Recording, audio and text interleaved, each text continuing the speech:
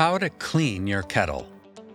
In this video, we will cover how to clean your Vulcan kettle. Warning: disconnect the electrical power to the machine and follow lockout tagout procedures before cleaning. Warning: it is important to never hose down the unit or spray water into the flue on gas units. This will lead to severe damage to your kettle. Follow these simple steps to properly clean and maintain your kettle.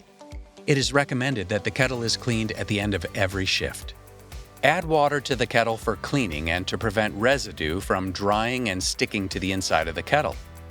Loosen stuck-on food by allowing it to soak at a low temperature setting.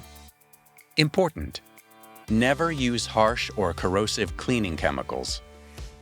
Never scrape the inside of the kettle with abrasive cleaners, metal tools, or steel scouring pads, which will scratch the surface, spoil the appearance, and make it more difficult to thoroughly clean.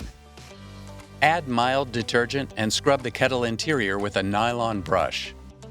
Thoroughly rinse the interior and dry with a soft cloth. Wipe the exterior with a damp cloth and dry with a soft cloth.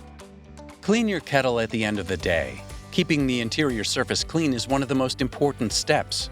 If the interior surface is not properly taken care of, it can rust and create carbonized grease on the surface, which hinders the transfer of heat from the interior surface to the food and can result in giving foods a highly unsatisfactory and unappetizing taste.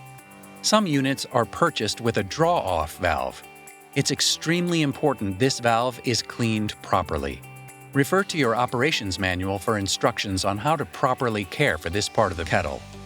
Now you are ready to use your Vulcan kettle. For more information on operating and maintaining your equipment, refer to the operation manual on the Vulcan website.